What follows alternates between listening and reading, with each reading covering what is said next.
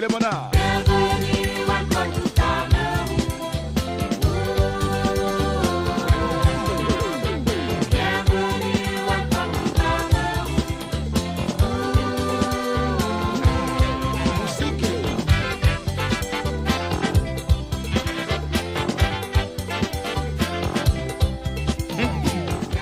Mesdames, Messieurs, salut, bonjour à toutes et à tous et bienvenue dans la région du Sud Cameroun. La ville de Kiossi nous accueille aujourd'hui encore à l'occasion d'un grand événement qui a lieu ici depuis plus de 10 ans maintenant. La foire transfrontalière des États de l'Afrique centrale prend de l'envergure et désormais est intéressée par les affaires de la CEEAC. Nous avons passé pratiquement une semaine d'activités pleines, riches, avec les commissaires de cette communauté économique des États d'Afrique centrale venus rendre visite à cette ville frontalière, mais également des membres du gouvernement de la République gabonaise d'à côté.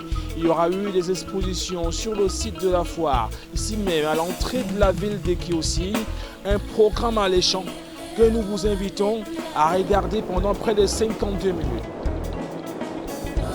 Il y a des combats qui, même s'ils ne sont pas gagnés tout de suite, méritent d'être salués à leur juste valeur.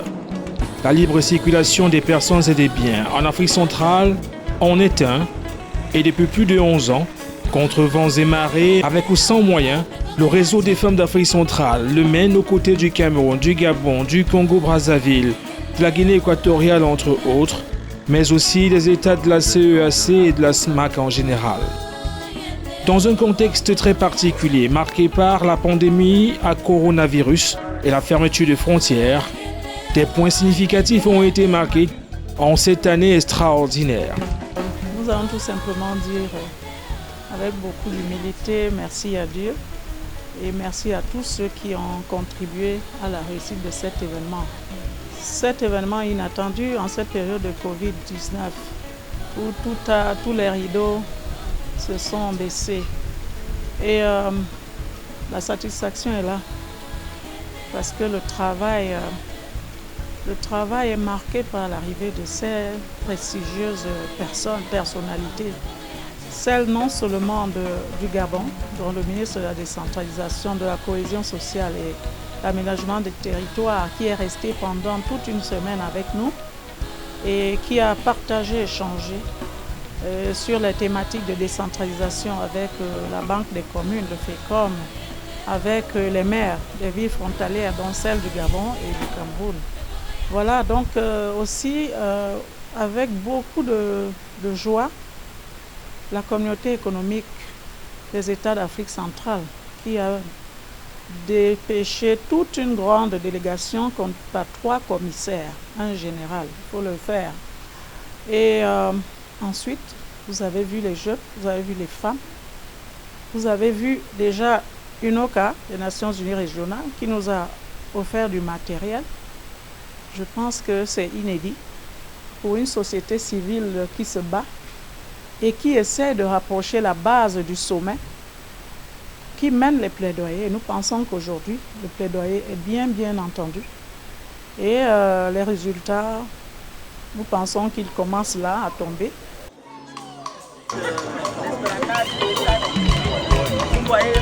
Avant de nous intéresser à l'événement proprement dit, nous allons vous inviter à redécouvrir ou à découvrir simplement Kiossi, cette ville magnifique, carte postale, et on se retrouve ici même pour la suite de cette émission. À tout de suite.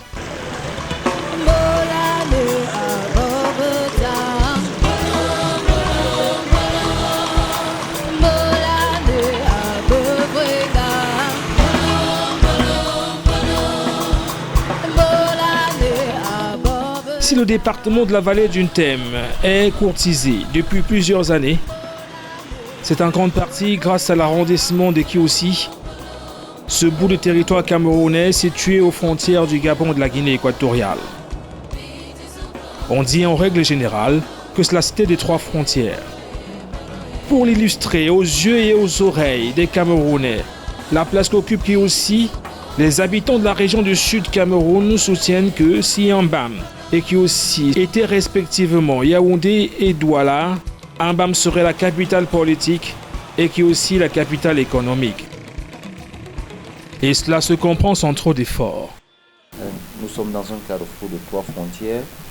Nous avons la Guinée équatoriale, nous avons la République sœur du Gabon, qui aussi est une ville essentiellement cosmopolite. Ici, nous trouvons en dehors des populations Toumo qui sont les autochtones. Nous avons les Bamoun, nous avons les Bamileke et les ressortissants du Grand Nord. Je voudrais dire, c'est un petit Cameroun en miniature parce qu'ici on retrouve carrément toutes les tribus du Cameroun. Sans compter que nous avons aussi une forte mobilisation des ressortissants de l'Afrique de l'Ouest, ceux-là qui veulent aller en direction du Gabon et de la Guinée voisine. Qui aussi, c'est encore une ville, c'est une zone rurale, mais heureusement à un carrefour stratégique avec 3 pays. Et nous pensons que ce sera un pôle économique dans la sous-région. Juste ces problèmes de barrières, on doit essayer avec nos autorités, nos gouvernements, de trouver des solutions. Une frontière qui se lève tous les matins, sous un soleil rayonnant, invitant par la même occasion ses habitants à se lever aussi pour vaquer à diverses occupations. Sur l'axe principal, des élèves très sérieux se dépêchent pour ne pas être en retard. Ils n'ont pas le privilège d'être transportés, comme leurs camarades, par divers véhicules. Nos yeux constatent dans cette fraîcheur matinale que de nouveaux établissements scolaires voient le jour depuis notre dernière visite. Illustration que le volet éducation est au cœur des préoccupations. Les tournes d'eau sont toujours le meilleur moyen d'avoir un petit déjeuner bien complet et à la va-vite, surtout pas cher. La ville affine son style, comme l'illustrent ses palmiers décoratifs. Un décor que tout le monde ne regarde pas, préoccupé par des travaux champêtres qui attendent. Dans cette ambiance, des jeunes footballeurs s'adonnent à leur sport favori, qui aussi est une ville qui continue de grandir à vue d'œil et qui continue de fait à recevoir du beau monde. Je voudrais dire que les populations de la ville de Kiossi vivent en parfaite harmonie. C'est un vivre ensemble qui ne dit pas son nom. Vous allez peut-être les confondre parce que tout de suite vous ne saurez pas qui est Bamileke, qui est Bamoun, qui est Toumo. Les commerçants vaquent tranquillement à leurs occupations. Les fonctionnaires sont là en train de vaquer à leurs occupations. Donc c'est de la parfaite harmonie entre les différentes tribus résidentes ici dans la ville de Kiossi. L'objectif premier de la FOTRAC a été et reste toujours d'ailleurs de fédérer ici à Kiossi toutes les énergies et de réunir pendant au moins une fois en un an les habitants de cette zone transfrontalière. Mais cet objectif a souvent été confronté à une dure réalité, celle du terrain, une réalité qui vient souvent d'un pays voisin. La frontière, on l'a dit, est fermée avec la Guinée équatoriale et les activités ici ne tournent pas toujours comme souhaité par les habitants de la ville. Nous avons fait un tour dans le milieu des benskinners, mototaximens si vous voulez, mais aussi de certains commerçants transporteurs et ils nous disent la difficulté à joindre les deux bouts. La ville est desservie par 2 principales agences de voyage. Elles vont tous les jours à Yaoundé et 2 fois par semaine à Douala. On peut aussi partir d'ici pour l'Ouest Cameroun, avec comme principal point de chute le département du Noun. Il faut dire que le peuple Bamoun est ici le peuple le plus représenté dans cette population cosmopolite. L'autre mode de transport le plus utilisé, c'est la moto, moyen simple et rapide pour faire les petites courses. Quand même, ça ne va pas quand même, parce que maintenant, là, nous, ça ne donne plus comme ça donnait avant. Comme les chaînes sont fermées là, nous on souffre maintenant là pour avoir 3000 francs une journée là, ce n'est plus facile. Maintenant, il faut que tu portes 100 francs, tu pars laisser à la chaîne, tu retournes, tu fais 2 heures du temps avant de porter encore 100 francs. Donc maintenant là vraiment ça ne va pas. Comme nous sommes dans un endroit limitrophe frontalier entre les deux pays, entre les trois pays quand même, la Guinée et le Gabon, et le Cameroun aussi. Normalement quand c'est souvent ouvert là, ça nous permet quand même de résoudre certains problèmes, ça nous fait travailler, mais tu peux travailler au moins 5 000 francs par jour. Ça te permet aussi de résoudre certains problèmes familiales et aussi faire des petites tontines, oui, qui aident aussi toute la famille. Mais maintenant là, comme tout est bloqué là, ça ne va pas vraiment. Ça ne va pas. Pour l'instant, rien ne marche. Parce que nous savions tous ici en zone frontalière, sans les frontières, qui aussi n'est rien.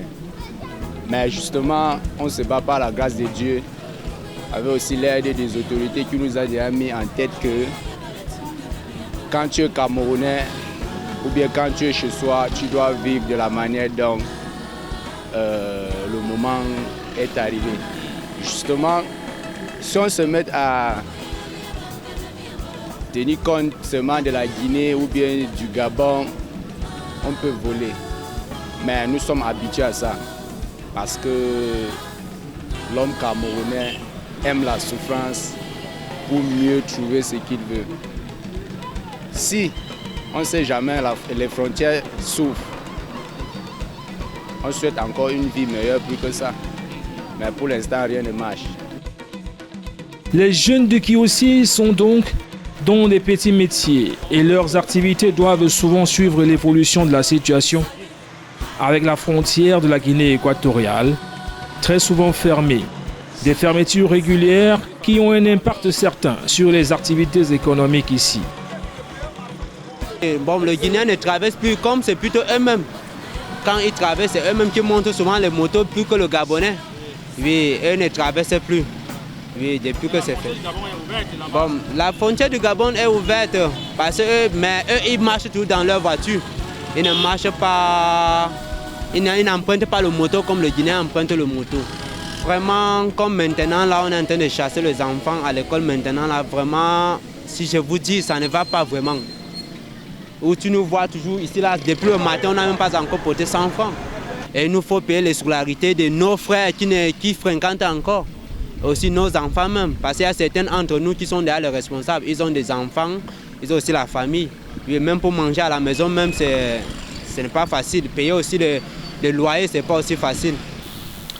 Je voudrais dire que ça ne va pas bien. Ça, il faut pouvoir le dire sans crainte. Qui aussi est une ville essentiellement commerciale. Qui aussi vit quand les frontières sont ouvertes. Je voudrais parler de la frontière équato-guinéenne et de la frontière gabonaise. Mais il se passe que par rapport à la pandémie du Covid-19, ces frontières se sont vues fermées. L'activité économique a donc pris un coup, comme vous pouvez le constater. Et ça va mal. Les populations ne peuvent pas écouler leurs marchandises. Et toute l'activité morte, la ville est déserte, comme vous pouvez le constater. En dehors de ces problèmes du quotidien, on voit bien la volonté de la ville de Kiossi de se métamorphoser avec la construction d'un nouveau marché plus propre et au niveau des ambitions que la ville se donne.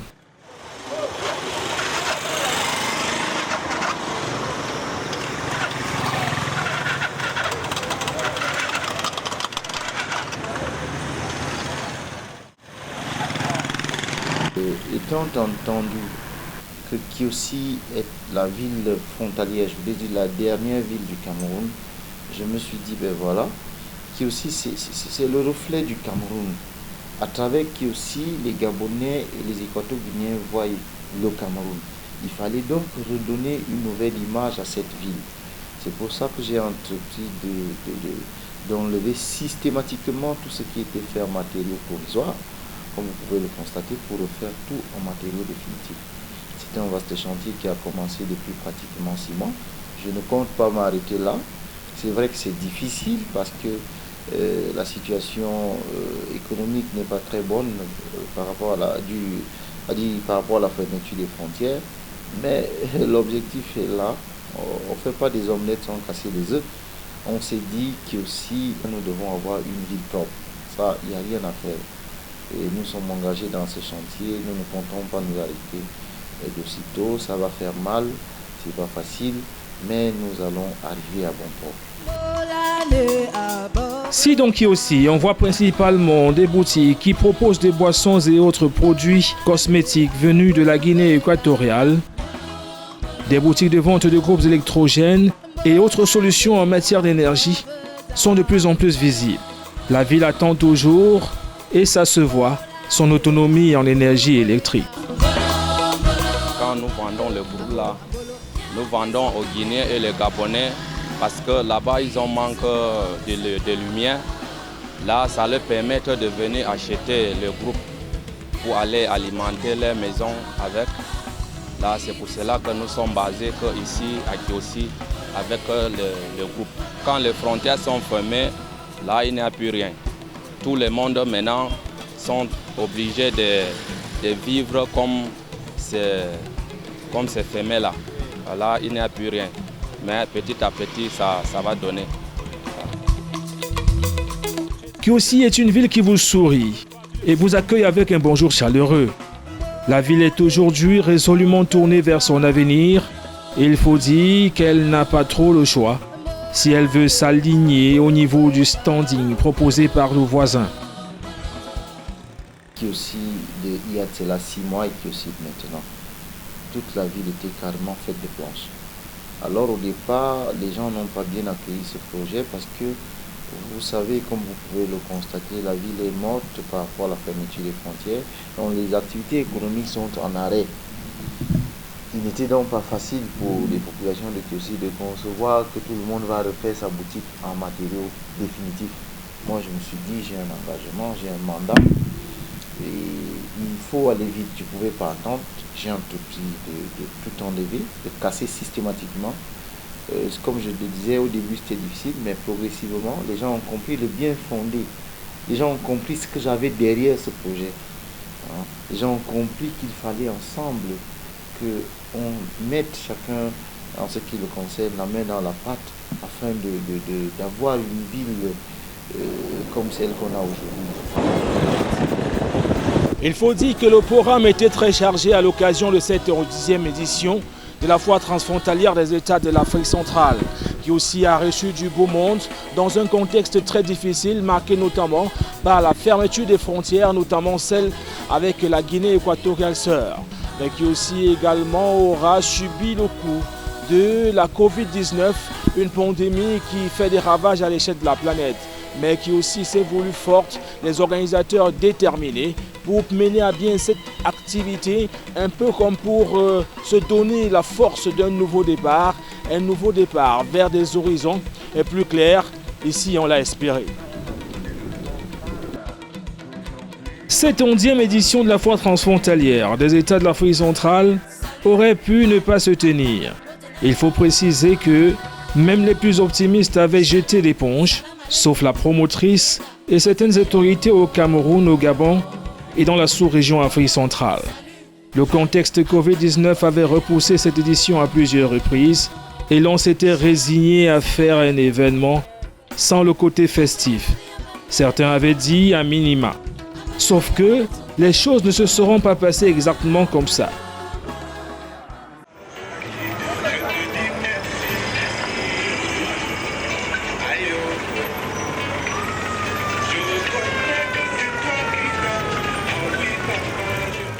Le long cortège officiel, avec en son sein le véhicule transportant Félix Nguele, gouverneur de la région du Sud, arrive dans ce grand hôtel de la ville, accueilli par le sous-préfet et les membres de la délégation qui l'accompagnent. Ambiance décontractée.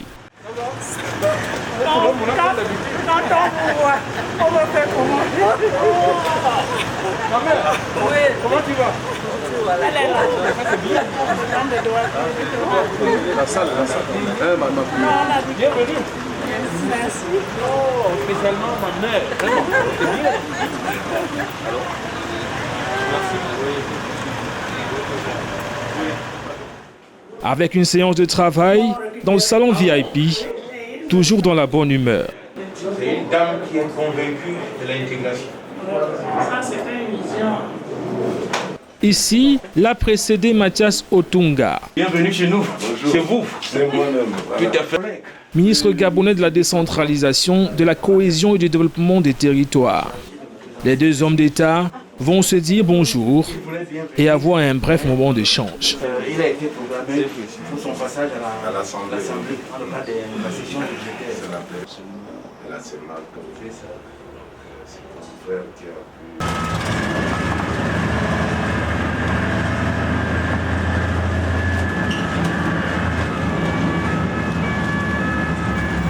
C'est ensemble qu'ils prennent donc la direction du site de cette 11e FOTRA à l'entrée de la ville.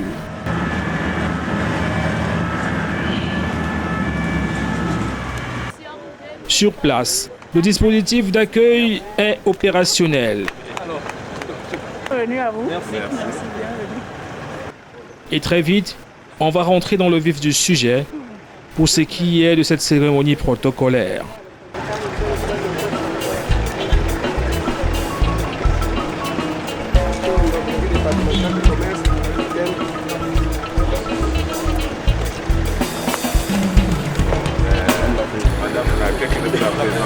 Voilà, qui va nous présenter le reste.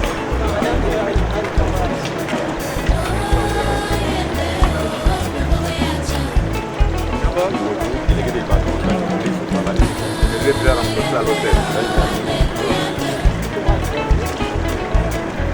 Il faut nous le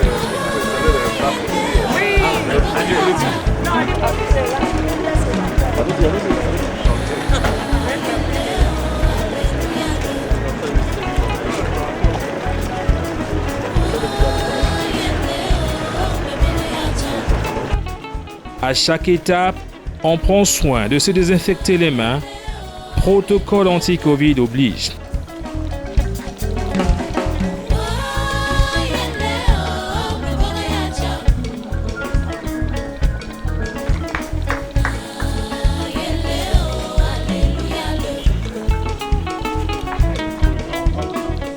Après s'être rassuré de ce que tout le monde est désormais installé, on procède à l'exécution de l'hymne national du Cameroun.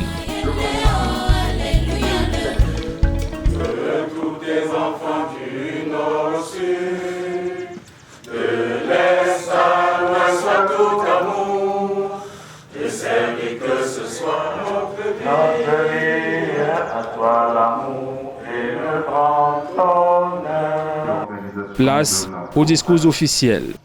Le maire nouvellement élu a l'honneur de prendre en premier la parole pour son mot de circonstance. La commune de Kiossi jouit d'une position géographique exceptionnelle. Ses limites sud et est forment avec la Guinée équatoriale et le Gabon un triangle frontalier qui met en contact trois localités. L'arrondissement de Kiossi en territoire camerounais, la province équato-guinéenne de Kientem, dont le chef-lieu est de l'île, et le district de Moyokié au Gabon. Elles doivent tout leur nom à la rivière Kié, qui les draine, un symbole fort de cette géographie commune, marquée par ses reliefs plats, ses sols de sable argileux, son climat équatorial de type guinéen et sa végétation de forêt secondaire.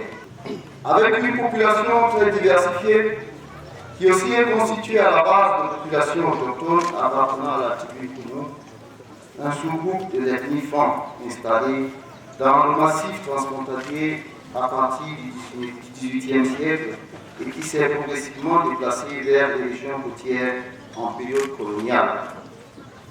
Attirés par les échéances commerciaux, ainsi, les frontières ont été délimitées entre 1885 et 1900, lorsque ces populations étaient installées depuis 1819. Les liens de filiation de ces communautés devenues transnationales sont demeurés sacrés. En dépit des frontières juridiques auxquelles elles n'accordent d'ailleurs que très peu d'intérêt. Ce déni transparaît dans leur activité quotidienne. Outre ces peuples autochtones, il y a des peuples allochtones d'installations plus récentes, notamment les Bamou, les Bamliki, les autres peuples. Un discours salué par l'assistance et par Félix Nguele qui va remercier le jeune magistrat municipal pour le rappel historique. L'homme d'État gabonais va ensuite prendre la parole. Il faut qu'il soit créé une zone de prospérité partagée entre nos trois pays, afin de contribuer à faire de notre communauté sous-régionale un pôle de croissance et de compétitivité. Toute chose qui prépare la mise en place dans notre espace commun de la zone de libre-échange africaine que nos chefs d'État appellent de tous leurs vœux. Madame la Présidente, en organisant ici la présente activité, j'ai réuni plusieurs femmes actrices économiques de la sous-région. Le gouvernement du Cameroun et le REFAC posent un acte fort dans la mise en place de notre zone de libre-échange africaine. Par notre modeste présence ici, le président Ali Bongo Ondimba, président de la République gabonaise, a voulu réitérer sa disponibilité personnelle à faire avancer l'intégration sous-régionale. Avant de terminer mon propos, je voudrais vous exprimer, Madame la Présidente, toute l'admiration de la délégation gabonaise pour votre action en faveur de l'intégration.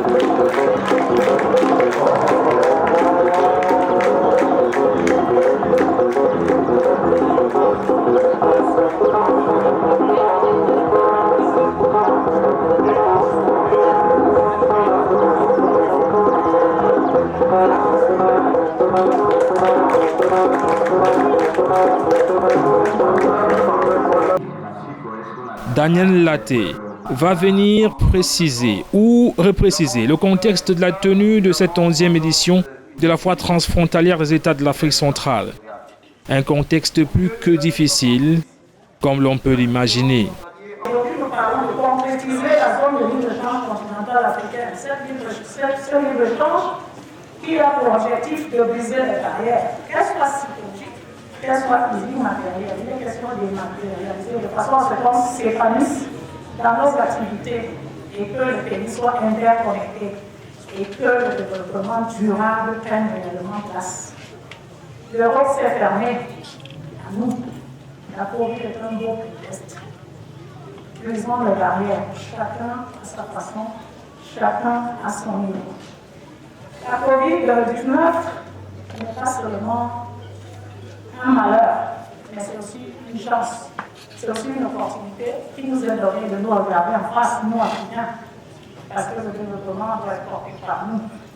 Nous devons nous regarder en face. C'est ce qui se fait par exemple aujourd'hui en miniature.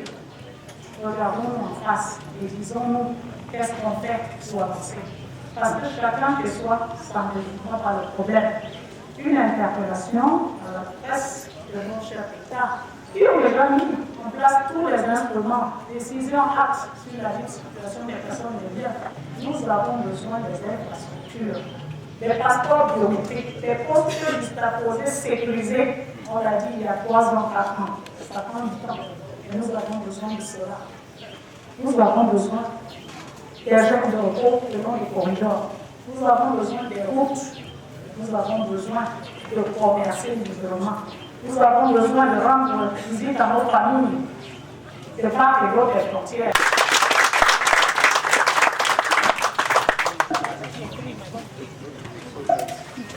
Merci. Ok, era Daniela Albache, la presidenta de la red de las mujeres activas de la CEMA, con el anagrama francés RESA. Finalement, vient le moment où le gouverneur de la région du Sud, représentant personnel du ministre du Commerce du Cameroun, dit le discours officiel pour lancer définitivement cet événement.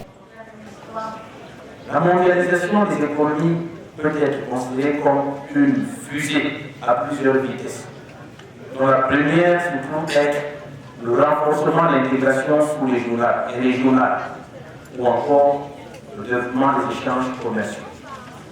Vous l'aurez compris, c'est là un appel que je vous lance pour que vous puissiez donner une impulsion nouvelle aux échanges commerciaux dans notre sous-région et dans notre continent. Le moment est venu de donner au commerce, au développement des échanges, toutes ces lettres de noblesse, et qu'ils deviennent une source sûre de création de richesses et d'emplois, et, pour vous dire, un véritable instrument de développement de nos peuples et de nos États. Que correrá a cargo del señor ilustrísimo gobernador de la región del sur, representante personal del ministro camerunés.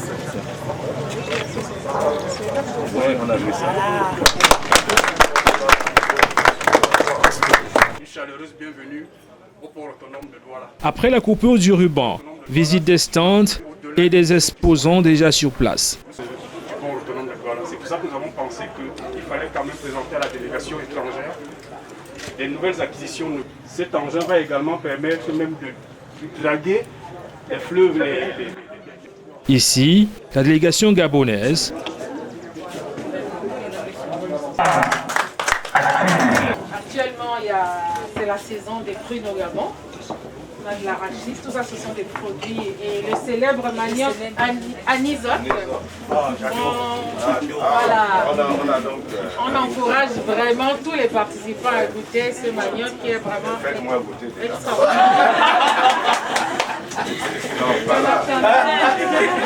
Et là-bas, nous avons la transformation pour montrer que les femmes gabonaises sont également dans la première transformation. Nous avons du jus d'oseille ici et toutes les autres boissons à base de gingembre et végétales qui régénèrent l'organisme. Avec à chaque fois des explications des responsables des structures et organisations ou associations visitées. Nous avons une agence régionale. À travers cela, La ZLECAf qui est en projet ne sera que une sorte de phagocytage des différentes communautés économiques sous-régionales. Nous avons donc le devoir d'encourager ce genre d'activité. La FOTRAC, vous l'avez vu, est en train de créer une véritable dynamique transfrontalière. Comme le gouverneur le disait si bien, les frontières ne doivent être perçues comme étant des obstacles, mais plutôt comme étant un champ d'opportunité qui permet le passage, le transport des biens et des personnes, qui permet de créer des opportunités. Et cette zone est une zone très riche, avec au nord le Cameroun qui a une forte expérience en matière commerciale et même industrielle. Un peu à côté, la Guinée équatoriale qui dispose des ressources financières suffisantes et le Gabon qui peut lui aussi apporter une contribution. Donc, nous pensons que c'est une opportunité qui nous permet de rattraper le retard que nous avons accusé en matière d'intégration sous-régionale.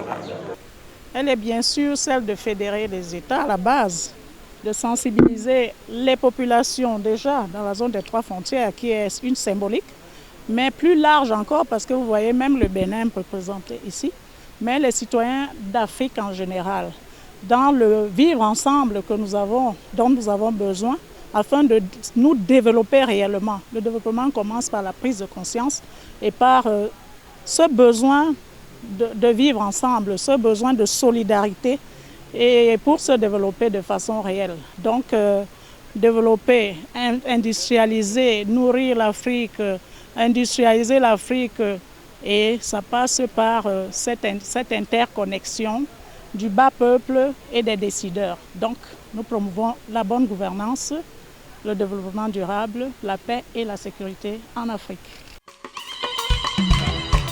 Des grosses structures sont visitées, bien sûr, mais on met un point d'honneur à ne pas oublier les artisans, les associations des femmes, des cultivatrices, les petites structures, les jeunes entrepreneurs.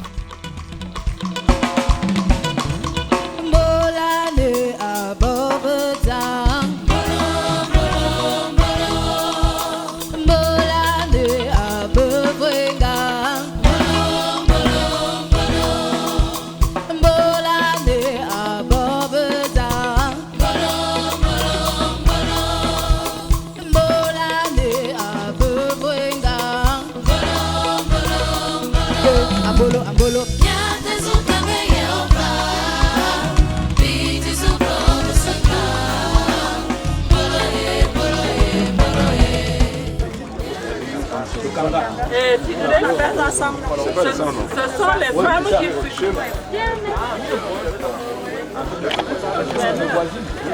Je vois. Madame, j'ai une belle qui vous amène.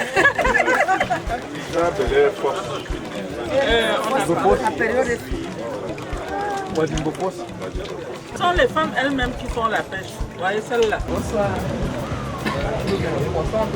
Oui. On pêche. Oui. Il y a les songimes, il y a les moyens, il y a les lattes. Elle fait la pirogue, elle pêche, elle se... Cojo esto, me da más fuerza y ya tengo la juventud que tenía lleva. Après cette journée plus que chargée, les invités de prestige prennent congé pour un repos bien mérité, en promettant d'être là dès le lendemain pour continuer à tête reposée les échanges avec les acteurs du terrain, les écouter pour essayer d'apporter diverses solutions à leurs préoccupations multiples. Il n'est plus question chacune de faire de son côté,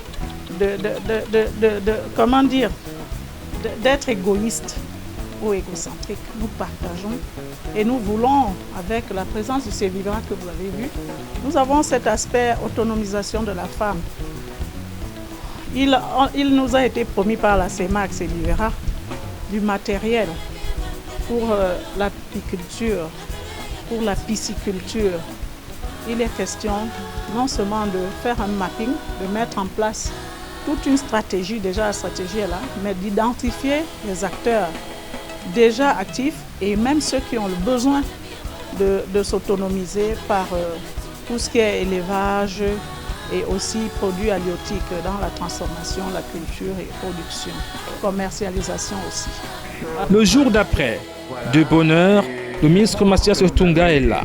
Il prend soin de refaire la visite des stands, en n'oubliant pas d'encourager ces entrepreneurs venus de la sous-région Afrique centrale.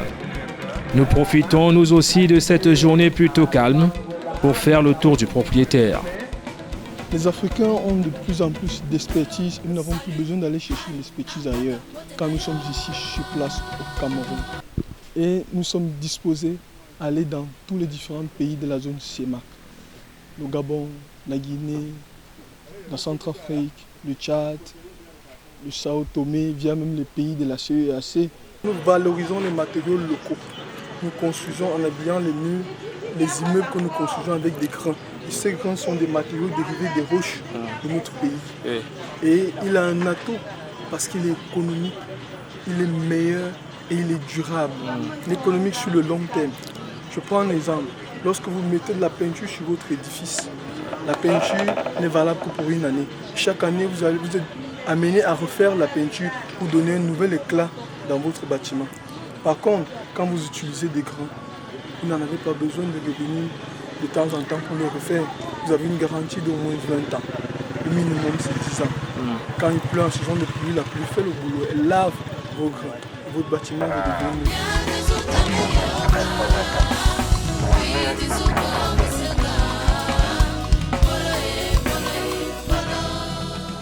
La visite des stands est entrecoupée par quelques pauses de café, bien à l'ombre pour éviter le coup de soleil, plutôt agressif en mi-journée, dans cette zone tropicale. Dans cette ambiance, nous mettons la main sur un expert de la CEMAC qui a notamment en charge, dans la sous-région, un aspect plus qu'important, la libre circulation des produits issus de l'élevage, de la pêche, entre autres. La CEMAC s'occupe de l'élevage. Celui-là s'occupe de la pêche, de l'aquaculture et des échanges. Alors concrètement, qu'est-ce que nous faisons? D'abord, pour assurer la fluidification des échanges entre les pays, la CBVIRA a créé un passeport pour le bétail. Ce passeport permet à un troupeau d'un pays A, un troupeau de commerce, d'aller d'un pays à un autre sans difficulté. Vous comprenez donc? Sans difficulté, parce que les interventions vétérinaires sont incluses dans ce passeport pour le bétail. Et donc, naturellement, le produit devrait circuler normalement. Maintenant, s'il y a des tracasseries et tout, la CBVIRA ne va pas descendre sur le terrain pour le faire. Ça, c'est la première chose. La deuxième chose, il y a un dispositif juridique et réglementaire qui permet à un produit du cru, c'est-à-dire un produit, excusez-moi de la tautologie, un produit qui est produit dans la sous-région, circule dans un autre pays de la CEMAC sans droit de douane. Ouais. Nous avons également un certificat international de transhumance. Qu'est-ce que cela veut dire? Cela veut dire qu'un troupeau peut partir d'un pays A et aller perdre dans un autre pays et revenir sur son point d'attache sans difficulté, dans le même principe que le passeport pour le bétail. Ça, c'est donc sur le plan réglementaire et législatif. Une circulation plus que difficile pour ce bétail donc, mais libre circulation encore plus compliquée pour les populations. Pendant cette édition 11e de la FOTRAC, on aura beaucoup parlé des difficultés à circuler entre les frères de la même aire géographique. La première union douanière d'Afrique, c'était l'UDEAC, qui est l'ancêtre de la CEMAC. Et à l'usage, on se rend compte que c'est la moins aboutie de toutes les unions douanières qui soient. Donc nous ne nous considérons pas en coopération sud-sud, nous considérons que nous sommes le même peuple sous-régional et que la ZLECAf qui arrive nous impose de mettre notre union au niveau de celles qui ont déjà pris un peu d'avance. Dans un contexte très difficile, on aura beaucoup réfléchi, cogité. Il y aura eu des colloques, des séminaires, des échanges pour améliorer le quotidien, pas toujours gai, des populations de cette zone transfrontalière et plus exactement des femmes et des jeunes. Des femmes et des jeunes au centre de toutes les attentions, avec notamment des enjeux économiques énormes pour la sous-région Afrique centrale, des enjeux qui ont été débattus avec les experts venus de la CEAC, mais également du FECOM au Cameroun.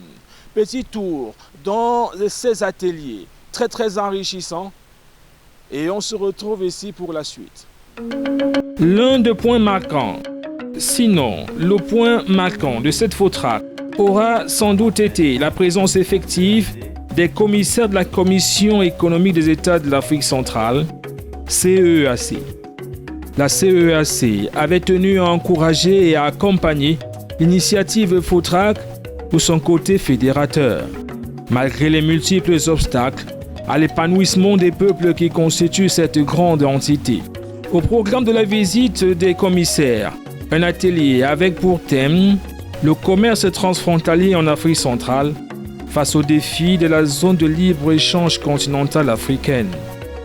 Tout un programme. La CEAC, quand elle a été créée, l'objectif initial, c'était vraiment promouvoir l'intégration commerciale dans la communauté en mettant en place une zone de libre-échange. débarrasser de tout obstacle tarifaire et non tarifaire pour la circulation des biens et services au sein de cette zone géographique élargie.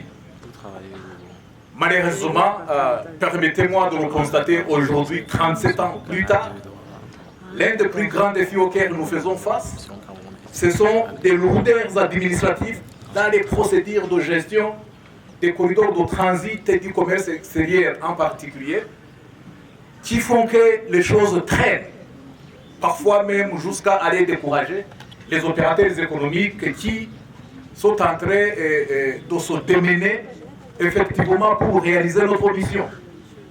Il y a des lourdeurs dans les procédures de gestion, il y a une multiplicité de barrières non tarifaires au commerce.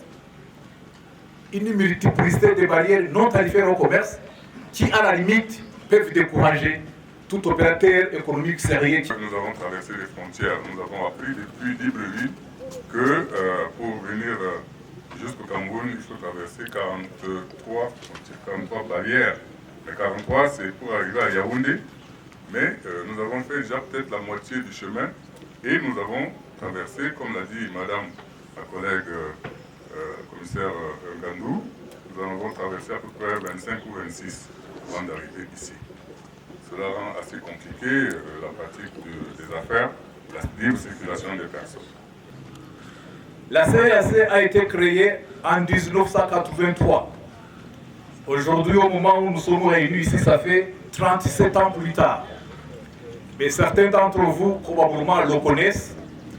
La CEAC est aussi reconnue être l'une des régions d'intégration économique régionale qui n'ont pas réalisé beaucoup de résultats en termes d'intégration économique entre les États membres. Ça, il faut le savoir. L'exemple de l'Afrique de l'Est est ici mis en exergue pour montrer que la CEMAC est très en retard dans le processus de la libre circulation des personnes et des biens. Autorités administratives et traditionnelles vont apprécier ce moment d'échange, non sans avoir eu l'occasion de poser leurs problèmes à ces messieurs qu'on ne voit que trop rarement. Les échanges qui suivent édifient davantage les participants qui n'hésitent pas à poser des questions pour éclairer leur lanterne. Au Rwanda, c'est l'une des particularités. Les panneaux d'affichage nous parlent beaucoup de lutte contre la corruption et le manque d'information, malheureusement, ouvre la porte à toutes sortes de dérives. Ce sont les dispositions qui sont prises au niveau de nos frontières pour qu'il y ait une vraie intégration. Sinon, ces enfants resteront en marge parce que les parents viennent ici pour chercher la vie, comme on dit trivialement, mais les enfants à côté, qu'est-ce qu'ils deviennent? Nous faisons les échanges aussi avec nos pays voisins. Nous ne devons plus chasser les démons parce que les démons se trouvent en nous. On a faim, on a soif, on a tant de choses, nos besoins. Nous, les femmes du réseau. Est-ce que la CAC a un dispositif qui permet l'encadrement des communes ou des collectivités territoriales décentralisées qui, par ricochet, participent à l'amélioration des conditions de vie des populations à la base? Les organisateurs de la FOTRAC offrent des cadeaux, qu'on le veut la coutume, dans cette partie du continent africain. Les travaux avec les experts CEAC se poursuivent dès le lendemain dans les locaux de l'hôtel de ville de Kiousi. Travaux assez sensibles, portant notamment sur les blocages au niveau de la zone dite des trois frontières, Guinée équatoriale, Gabon, Cameroun. Les commissaires qui la veille ont écouté les autorités équato-guinéennes à Ebébéine vont prendre le pouls côté camerounais avant l'ultime séance de travail à Bitam au Gabon. Des concertations au cours de cette 11e édition de la foire transfrontalière des États de l'Afrique centrale, des concertations au cœur des problématiques d'intégration sous-régionale. La réunion avec les autorités locales, cette tournée de la CEAC au Gabon, en Guinée équatoriale, au Cameroun, pour discuter, échanger avec les différentes parties, surtout les autorités locales, pour comprendre l'objet ou bien la cause de cette crise, de cette tension qui existe entre les trois pays, à cette frontière particulièrement, pourtant habitées par des populations d'une même famille et d'une même tribu. Alors, notre rôle est là, les femmes, pour l'intégration régionale, la paix et la sécurité en Afrique de façon globale, en Afrique centrale de façon particulière. Pour cette année extraordinaire, marquée par des faits extraordinaires, la FOTRAC va s'adapter. On aura beaucoup moins fait la fête au profit de réflexions, ateliers de travail et autres colloques. Un vaste programme sur lequel nous reviendrons dans une seconde partie de cette série consacrée à un événement qui a réussi aujourd'hui à mettre les peuples et les politiques d'accord autour d'un thème essentiel. On aura passé pratiquement une semaine, un peu plus d'une semaine d'activité autour de ces hommes et femmes exceptionnels, qui aussi nous aura offert la possibilité de la redécouvrir et de l'aimer de nouveau.